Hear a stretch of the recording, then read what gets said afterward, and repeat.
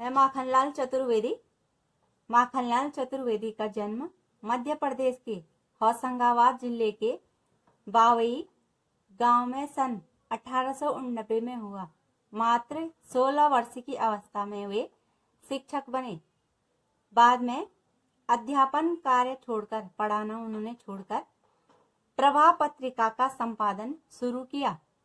वे देशभक्त कवि एवं प्रखर पत्रकार थे। उन्होंने कर्मवीर और प्रताप का भी संपादन किया। उनकी पत्रिकाएं हैं जो। सन 1968 में उनका देहांत हो गया, उनकी मृत्यु हो गई। हिम किरीटनी, साहित्य देवता, हिम तरंगिणी, वेणुलो, गूंजे धरा उनकी प्रमुख कृतियां हैं, इनकी प्रमुख रचनाएं हैं।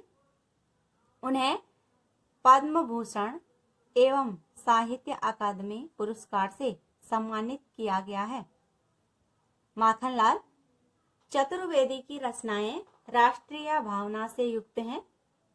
उसमें स्वतंत्रता की चेतना के साथ देश के लिए त्याग और बलिदान की भावना मिलती है। इसलिए उन्हें एक भारतीय आत्मा कहा जाता है। इस उपनाम से उन्होंने कविताएं भी लिखी हैं। वे एक कवि, कार्यकर्ता थे और स्वाधीनता आंदोलन के दौरान कई बार जेल गए। उन्होंने भक्ति, प्रेम और प्रकृति संबंधी कविताएं भी लिखी हैं। चतुर्वेदी जी की कविता में शिल्प की तुलना में भाव को अधिक महत्व देते हैं। उन्होंने परंपरागत छंदबद्धता, रचना के अनुकूल शब्दों का भी प्रयोग किया है।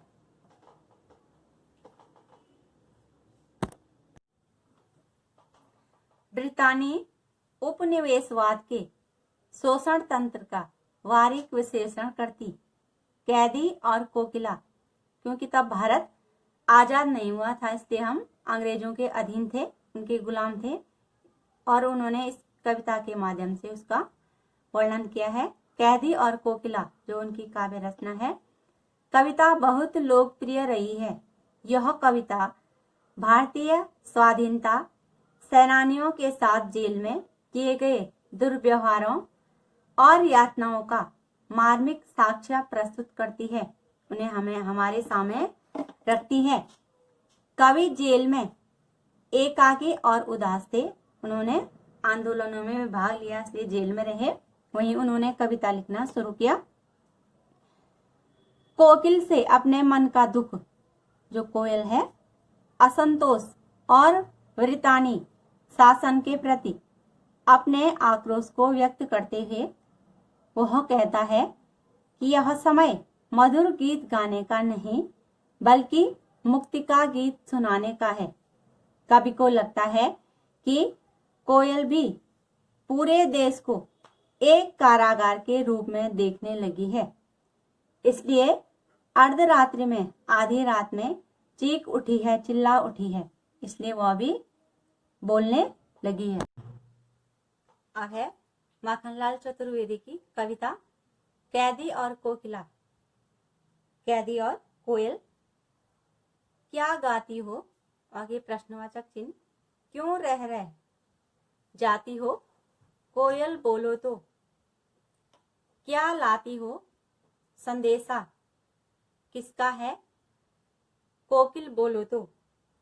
कवि ने कोयल की ध्वनि सुनकर प्रेरणा ग्रहण की है और कोयल का स्वतंत्र स्वर जन प्रशंसित है, और कवि क्रांतिकारी जो कोयल का स्वर है उसको सुनकर के गांधी जी का जो देश को आजाद कराने का सपना था, उस आंदोलन में, उस महायज्ञ में अपनी आहुति देने के लिए मन बना लेते हैं और उस आंदोलन में कूद पड़ते हैं।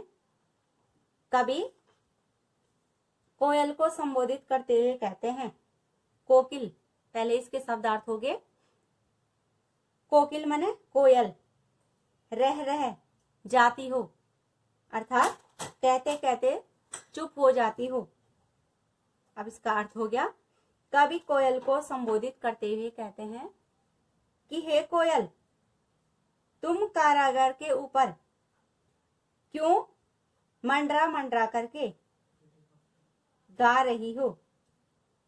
तुम्हारे हृदय में कोई गंभीर बात है जो तुम कहना चाहती हो पर उसको कह नहीं पाती हो और कहते कहते रह जाती हो, अर्थात कहते कहते चुप हो जाती हो।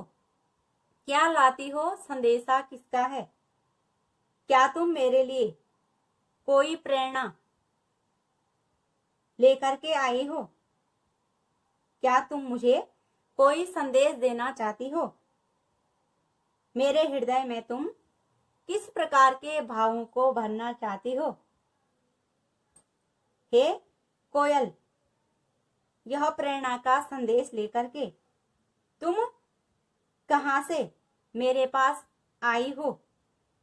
हे कोयल, तुम अपनी बात मुझसे स्पष्ट कहो कि तुम मेरे लिए किस प्रकार के प्रेरणा का संदेश है वह लाई हो, इसलिए तुम स्पष्ट कहो। अब इसमें प्रश्न पूछा जाता है कि कवि और कविता का नाम लिखिए। तो कवि हो गया माखनलाल चतुर्वेदी, कविता का नाम हो गया, जो पाठ का नाम है, कैदी और कोकिला। प्रश्न दूसरा हो गया, उपर्युक्त कविता का आशय स्पष्ट कीजिए।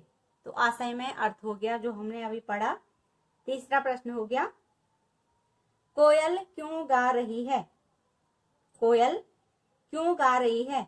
तो कवि के अनुसार जो अंग्रेज सरकार के क्रांतिकारियों और जनता पर किए गए जो अत्याचार हैं, उनसे जो कवि हैं वे अत्यंत दुखी हैं और कारावास में, जेल में बंद कैदियों के साथ हो रहे जो अंग्रेज अत्याचार करते थे, उन अत्याचारों से वे अत्यंत दुखी हैं और उसकी ही यह प्रतिक्रिया हुई कि अत्यंत करुण हृदय से वह कारागार के ऊपर बार बार मंडरा रही है और मंडराते मंडराते कुछ गाने लगती है, कवि को संदेश के रूप में कुछ गाने लगती है।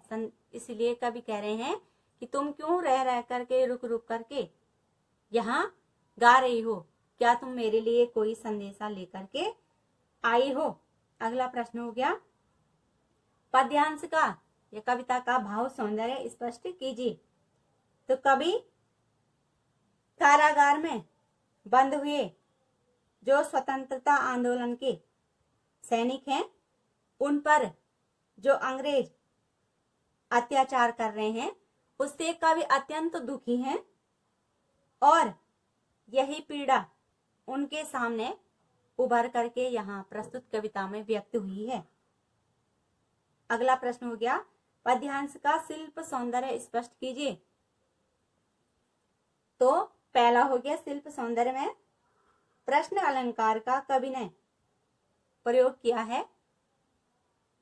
हमसे कवि जो कोयल है उससे प्रश्न पूछ रहा है, इसलिए प्रश्न अलंकार हो गया। और जिज्ञासा के रूप में कवि उससे अपनी भावनाएं व्यक्त कर रहे हैं। और रह में पुनरुक्ति प्रकाश अलंकार हो गया। तथा कवि ने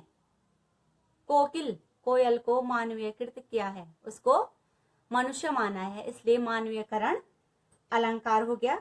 जब प्रकृति के उपमान हैं उनको मानव के रूप में संबोधित किया जाता है, तब उसमें मानवीयकरण अलंकार हो गया।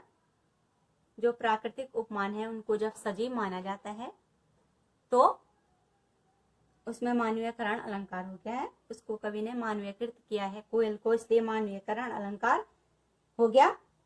और कवि ने कोयल को संबोधित किया है, इसलिए संबोधन शैली का कवि ने प्रयोग किया है।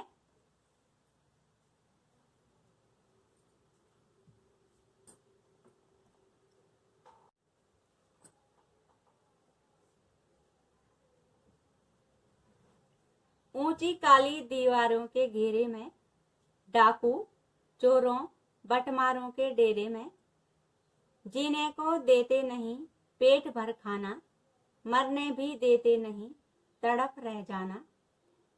जीवन पर अब दिन रात कड़ा पहरा है, शासन है या तम का प्रभाव गहरा है। हिमकर निराश कर चला रात भी काली, इस समय कालिमा मई जगी क्यों आली। अब इसके शब्दार्थ हो गए। बटमार अर्थात रास्ते में जा रहे लोगों को लूटने के लिए जो बंदूक के पीछे का जो हिस्सा होता है उससे वार करते हैं, प्रहार करते हैं, उनको बटमार डाकू कहते हैं। तम अंधकार हो गया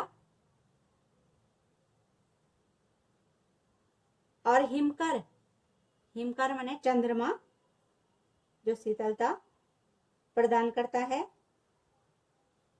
कालिमा मई काले रंग वाली या कोयल। और आली माने सखी हो गया। कभी यहाँ पर कोयल को सखी के रूप में संबोधित कर रहे हैं, इसलिए आली का प्रयोग कवि ने किया है। अब इसमें वही प्रश्न हो गया, कवि और कविता का नाम। तो कवि का नाम माखनलाल चतुर्वेदी, कविता का नाम कैदी और कोकिला। दूसरा प्रश्न हो गया, कविता का आशय स्पष्ट कीजिए। तो आशय में अर्थ हो गया, कवि कोयल को संबोधित करते हुए कहते हैं कि मैं यहाँ कारागार की ऊंची काली और गंदी सीलन भरी काली दीवारों के बीच कैद हूं, बंद हूं। ऊंची दीवारों के बीच जो वहां की दीवारें हैं, घना अंधियारा छाया हुआ है और यहाँ डाकू चोरों बटमारों आदि दुष्प्रवृत्ति वाले बुरे विचारों वाले व्यक्तियों के बीच मुझे दिन गुजारने पड़ रहे हैं।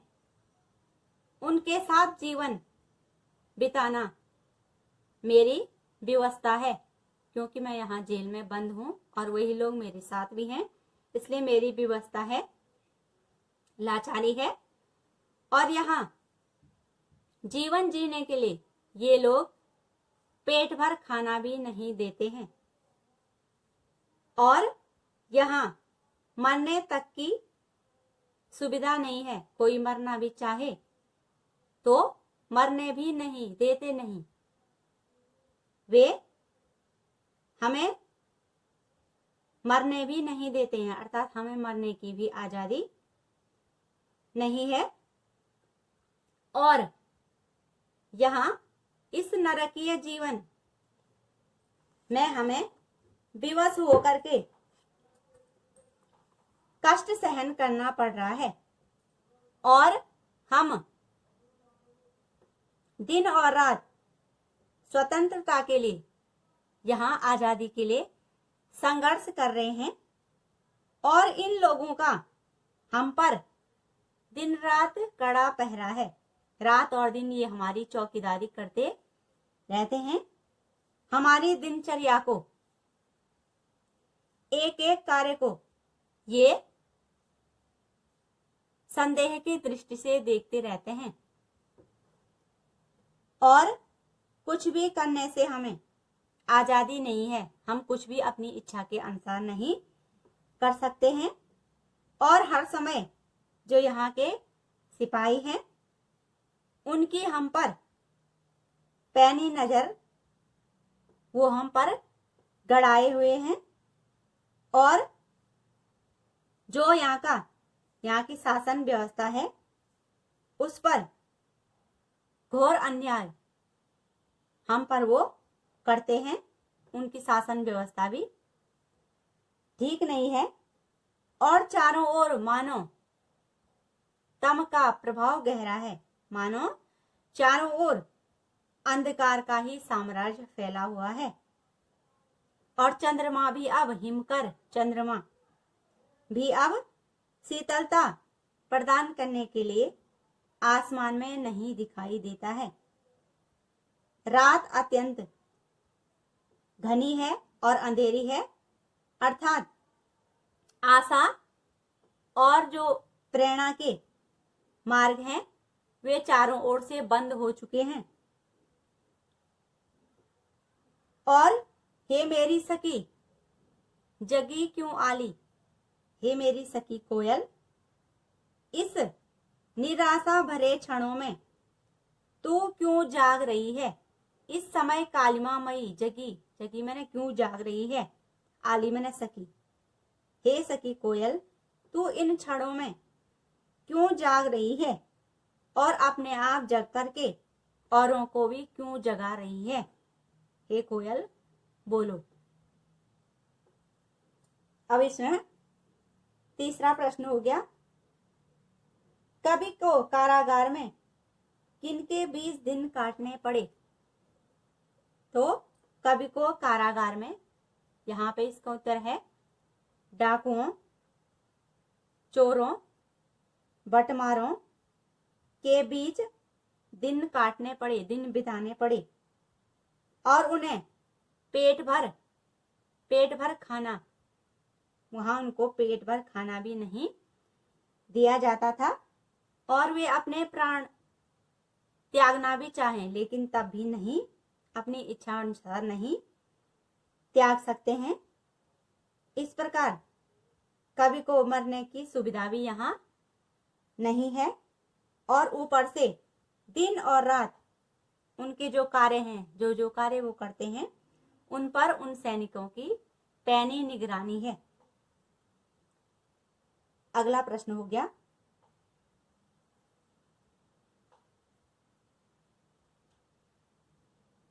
कवि मरना क्यों चाहता है।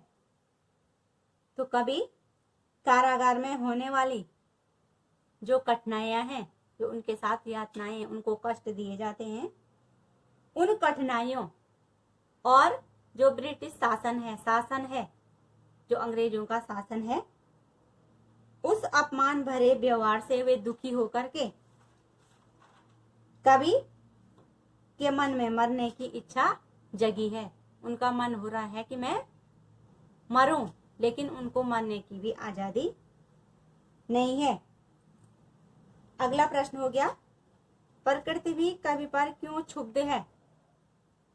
तो जेल में कवि के साथ जो अमानवीय, जो मानवों के साथ नहीं होता है, अमानवीय व्यवहार तो हो रहा था, लेकिन उस पर रात भी इतनी अंधेरी थी कि जो चंद्रमा था थोड़ा प्रकाश दे करके कुछ शांति दे सकता था। हिमकर जो शांति दे सकता है, क्योंकि शीतलता चंद्रमा प्रदान करता है और मन को शांति मिलती है, वो भी शांति दे सकता है था, पर आज नहीं था, आज वो अभी नहीं था। इसलिए कवि को लगा कि प्रकृति उस पर क्षुब्ध है। अगला प्रश्न हो गया, पद्यांश का भाव सौंदर्य स्पष्ट कीजिए।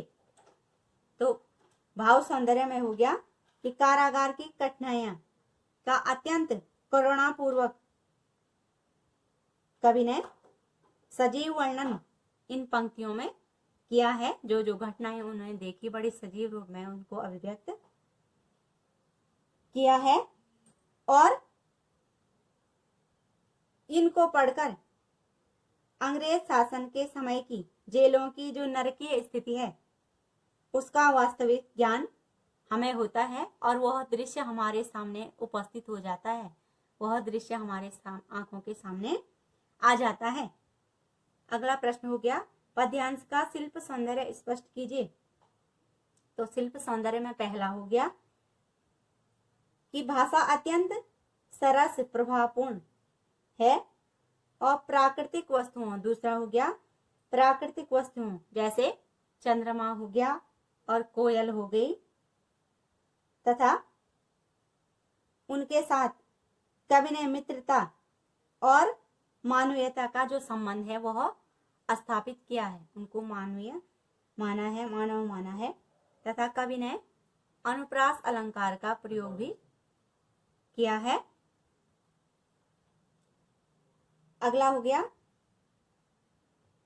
कि कविता का बड़ा प्रभावशाली कवि ने प्रयोग किया है और तुकांतता का निर्वाह भी कवि ने किया है। तुकांतता मतलब पहली पंक्ति में मैं है तो दूसरी पंक्ति में भी मैं आ गया, पहली में खाना हो गया, फिर जाना। तुकांत का प्रयोग कवि ने इसमें किया है। जैसे ये है पहरा है, दूसरी पंक्ति गहरा है, तीसरी में काली, चौथी आली। ये तुकांतता का भी प्रयोग कवि ने इसमें किया है। तुकबंदी का प्रयोग कवि ने कविता में किया है।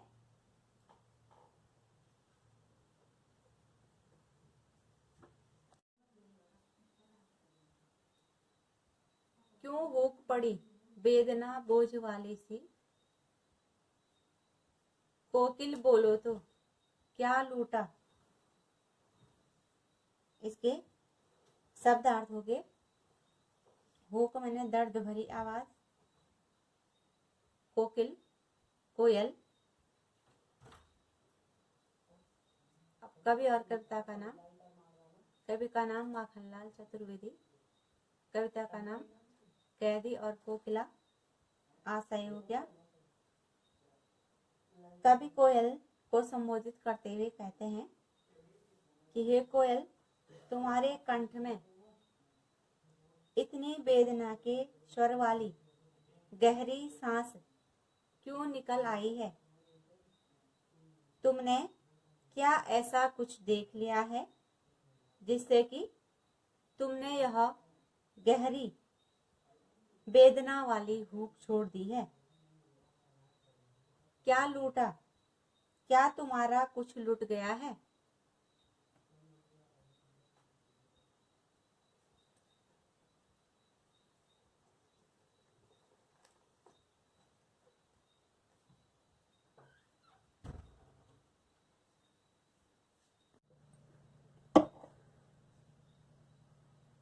मृदुल वैभव की रखवाली सी, कोकिल बोलो तो। मृदुल कोमल वैभव ऐश्वर्या समृद्धि। अर्थ हो गया कि कवि कह रहे हैं कि तुम्हारा कंठ इतना मृदुल माने कोमल और मधुर है, मानो ईश्वर ने तुम्हें जो संसार की हर कोमल वस्तु है, संपदा है, उसकी दायित्व करने का अधिकार सौंप रखा है। अब तुम बताओ, तुम्हारे इस मीठे सुर में इतनी वेदना कहां से आ गई। अब तीसरा प्रश्न है, कवि ने कोयल के स्वर को हुक क्यों कहा है। कवि ने कोयल के स्वर में वेदना दुख देखा है, इसलिए उस स्वर को हुक कहा है। अगला प्रश्न, कोयल की कूक की क्या विशेषता है। तो कोयल की कूक में वेदना थी, बड़ी ही मानसिक दुख था कोयल को, इसलिए उसके स्वर में कूक थी, उसकी कूक में वेदना थी। अगला प्रश्न, मृदुल वैभव की रखवाली सी, मृदुल वैभव की रखवाली सी किसे संबोधित है। कवि ने यह किसे संबोधित किया है। तो कोयल को मृदुल वैभव की रखवाली सी कहकर कवि ने एक कल्पना का मानवीयकरण किया है। कोयल अपने कोमल कंठ से जो संसार की वैभव की माधुर्य की संपदा है उस सरसता की रक्षा करती है, उसको बनाए रखती है और अपनी बोली में यह संसार भर के लिए मिठास बचा करके रखती है। इसीलिए कवि ने मृदुल वैभव की रखवाली सी कोयल को कहा है। अगला प्रश्न, कविता का भाव सौंदर्य स्पष्ट कीजिए। तो कवि ने कोयल पक्षी को अपनी करुणा और वेदना का, जो कवि का दुख है उसका साथी और सहभागी, उसके साथ भोगने वाला बना करके करुणा को साकार कर दिया है। अगला हो गया, कविता का शिल्प सौंदर्य स्पष्ट कीजिए। तो कोयल के लिए कवि ने 2 उपमानों का प्रयोग किया है। पहला हो गया वेदना बोझ वाली सी और दूसरा हो गया मृदुल वैभव की रखवाली सी। तो इसमें दोनों उपमान अत्यंत सफल और सार्थक हैं। अगला हो गया, कोयल पक्षी का मानवीयकरण किया गया है। कोयल को कवि ने मनुष्य माना है, इसलिए मानवीयकरण अलंकार हो गया। और कवि ने कोयल से प्रश्न पूछा है, इसलिए प्रश्न शैली का प्रयोग किया गया है और तत्सम शब्दों का भी कवि ने प्रयोग किया है।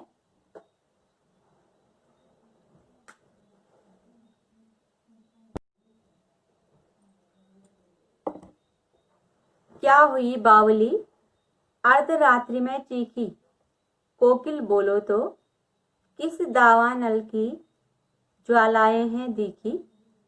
कोकिल बोलो तो, अब इसके शब्दार्थ हो गए, बावली मैंने पगली और अर्धरात्रि आधी रात को, दावानल जंगल में लगने वाली आग, उसको दावानल कहते हैं, और ज्वालाएं आग की लपटें। इसमें भी कवि और कविता का नाम वही हो गया जो पहले वाले में है। दूसरा प्रश्न हो गया, पद्यांश का आशय स्पष्ट कीजिए। तो पद्यांश के आशय में अर्थ हो गया कि कवि कोयल से प्रश्न पूछते हैं कि हे कोयल, तुम आधी रात के समय इस तरह क्यों चीख रही हो? क्या तुम पागल हो गई हो? क्या हुई बावली, बावली ने पागल, क्या तुम पागल हो गई है? या किस दावानल की, या तुमने जंगल में लगी हुई आग को देख लिया है जिसकी लपटों को देख करके तुम डर करके अचानक चीख रही हो। हे कोयल बोलो। अगला प्रश्न हो गया तीसरा, कवि ने कोयल को बावली क्यों कहा है? तो कवि ने कोयल को बावली इसलिए कहा है क्योंकि आधी रात के समय कारागार के आसपास वह कूक रही थी और कारागार के जो वातावरण है में कोयल का इस प्रकार कूकना सर्वथा अस्वाभाविक था और कोयल के इस प्रकार के अस्वाभाविक आचरण के कारण कवि ने उसे बावली या पगली कहा है। अगला प्रश्न, कोयल किस समय चीखी? तो कोयल अर्धरात्रि के समय चीखी। अगला प्रश्न हो गया, दावानल की ज्वालाएं किसे कहा गया है? दावानल की ज्वालाएं किसे कहा गया है? तो दावानल की ज्वालाएं कारागार से भरी हुई जो उनके दुख हैं और उनके कष्ट हैं, जो वहां बंद हैं कैदी, उनके कष्टों को कहा गया है। अगला प्रश्न, पद्यांश का भाव सौंदर्य स्पष्ट कीजिए। तो भाव सौंदर्य में हो गया, एक पक्षी को रात के अंधेरे में कारागार के बंदियों के दुखों यातनाओं को देखकर और रोता हुआ दिखा करके अत्यंत मार्मिक ढंग से कवि ने उसका वर्णन किया है और उसमें कवि को सफलता भी मिली है। अगला प्रश्न, कविता का शिल्प सौंदर्य स्पष्ट कीजिए। तो शिल्प सौंदर्य में पहला हो गया, कवि ने कोयल का मानवीयकृत किया है, उसको मनुष्य माना है, इसलिए मानवीयकरण अलंकार हो गया। दूसरा हो गया, कवि कोयल से प्रश्न पूछते हैं, इसलिए प्रश्न शैली का प्रयोग किया गया है। दावानल की ज्वालाएं, कारागार की यातनाएं, जो दुख हैं कैदियों को दिए जाते थे, उनके लिए अच्छा उपमान कवि ने प्रयोग किया है। और कोयल की कूक को हुक कहकर काव्य में करुणा उत्पन्न की गई है।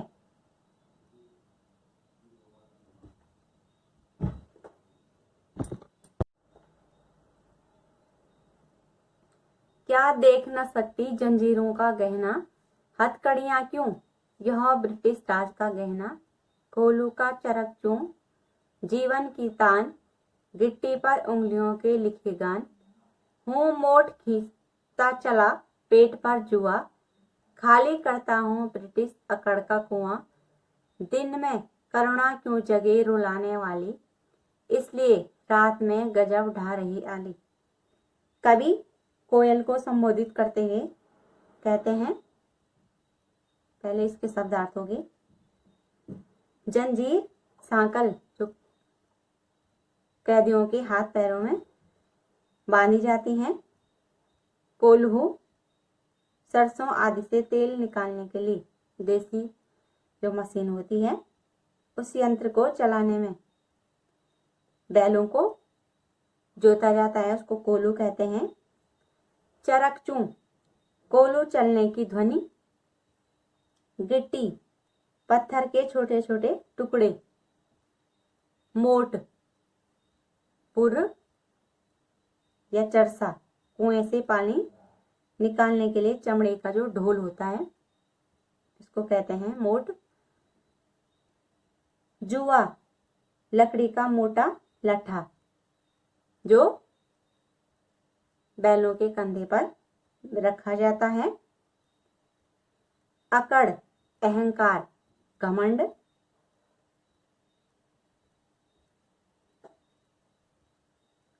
आली सखी।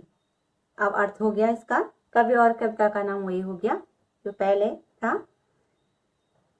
अर्थ हो गया, कवि कोयल को संबोधित करते हुए कहते हैं कि हे कोयल,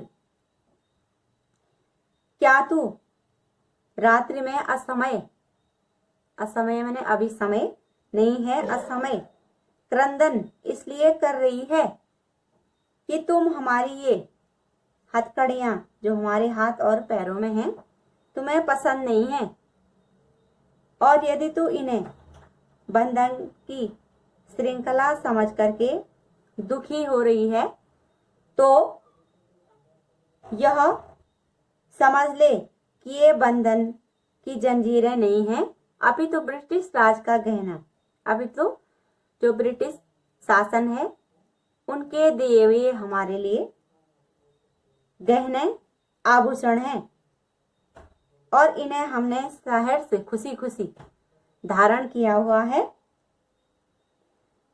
ये तो हम स्वाधीनता के दीवानों के गहने हैं।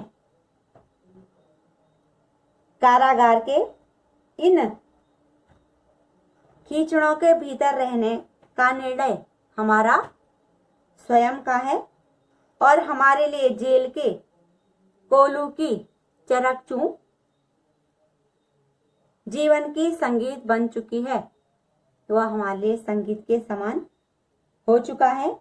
हमें इसमें आनंद आने लगा है, और गिट्टी पर उंगलियों के लिखे गान जो हमें जेल में दंड स्वरूप कंकड़ पत्थर तोड़कर पीट करके अपने दम पर आजादी का गीत अपने हाथों से लिख रहे हैं, उंगलियों ने लिखे गान। जिस प्रकार कठोर पत्थर को पीट करके टुकड़े करके रख देते हैं, और उसी प्रकार ब्रिटिश राज को भी हम एक दिन छिन्न भिन्न करके रख देंगे। मैं अपने पेट पर जुआ बांध करके हूं बोट खींचता, जिस प्रकार बैल घूमते रहते हैं, मैं भी, और पानी निकालने के लिए जो चमड़े का मोट होता है, ढोल होता है, उसको बांधा जाता है, उसी प्रकार मैंने भी अपने पेट पर जुआ बांध रखा है, दम्भ रूपी जो जुआ है, ताकि हम जो ब्रिटिश राज की अकड़ है, उनका घमंड है, उसको हम चूर चूर कर सकें। इसलिए हम इन कष्टों को सहन करके, इन यातनाओं को निरंतर सहन कर रहे हैं, और ब्रिटिश राज का जो अकड़ का कुआं है, उसको, ब्रिटिश अकड़ का कुआं, उसको खाली कर रहे हैं। हे कोयल, हम उस अकड़ के कुएं को खाली कर रहे हैं। हे कोयल, तुम अपना मधुर स्वर हमें सुनाने आई हो, दिन में करुणा क्यों जगी आली। इसके पीछे तुम्हारी क्या मनसा है?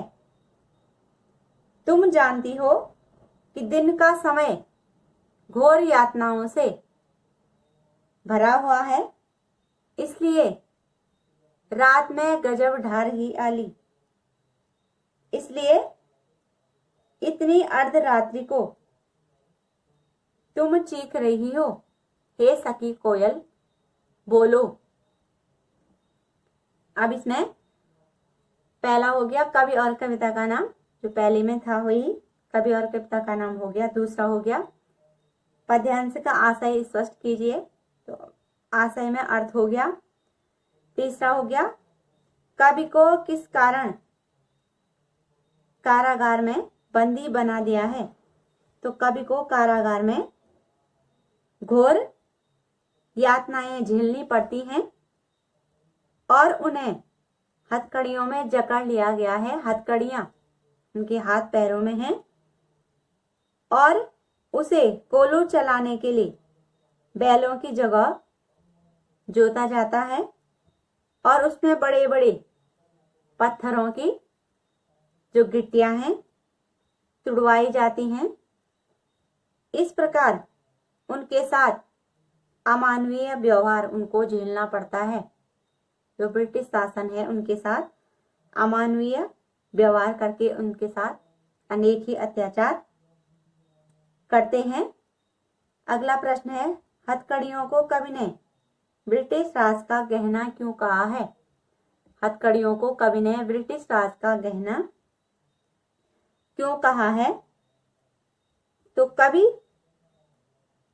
ने स्वाधीनता आंदोलन में सक्रिय भागीदार प्रमाणित होने पर उसे कारागार में बंद किया है, परंतु उसे वो अपना सौभाग्य समझते हैं और उन हथकड़ियों को पहना करके उनके हाथों में ब्रिटिश राज ने जो हथकड़ियां पहना रखी हैं उनको जेल में बंद कर रखा है। उन हथकड़ियों को पहनने के लिए वो अपना श्रृंगार मानते हैं। उन हथकड़ियों को वो अपना श्रृंगार मानते हैं, इसलिए उन्होंने उन हथकड़ियों को अपना गहना कहा है। अगला प्रश्न हो गया, कोकिल रात्रि के समय क्या करने आई है? तो कोकिल रात्रि के समय कवि के घावों पर मरहम लगाने आई है, ताकि जो उनका कष्ट है, उनकी पीड़ा है, थोड़ा कम हो सके और वह कवि की यातनाओं में उनके संग रो करके अपना दुख हल्का करने आई है, ताकि वो भी उस आजादी के आंदोलन में सक्रिय भूमिका निभा सके। अगला प्रश्न हो गया, कोकिल रात्रि के समय क्या करने आई है? सही हो गया। अगला प्रश्न, कोकिल के रोने का कवि पर क्या प्रभाव पड़ा है?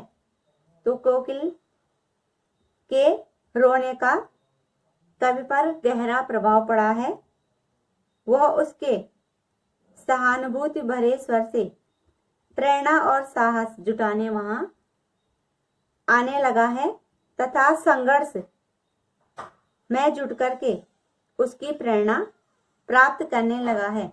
अगला प्रश्न हो गया, कविता का शिल्प सौंदर्य स्पष्ट कीजिए। तो कवि ने कोकिल को मानव कह के संबोधित किया है, इसलिए मानवीयकरण अलंकार हो गया। और प्रश्नोत्तर शैली के कारण कविता और भी रोचक हो गई है। कवि प्रश्न पूछ रहे हैं, इसलिए प्रश्न शैली का प्रयोग किया गया है। अकड़ का कुआं और विद्रोह के बीच में रूपक अलंकार हो गया। अकड़ का कुआं और विद्रोह के जो बीज हैं उसमें रूपक अलंकार हो गया। कोल्हू की चरक चूं और पेट पर अकड़ का कुआं। कोल्हू की चरक चूं, पेट पर अकड़ का कुआं, शांत समय हो रही में अनुप्रास अलंकार हो गया। एक वर्ण की आवृत्ति एक से अधिक बार हुई है।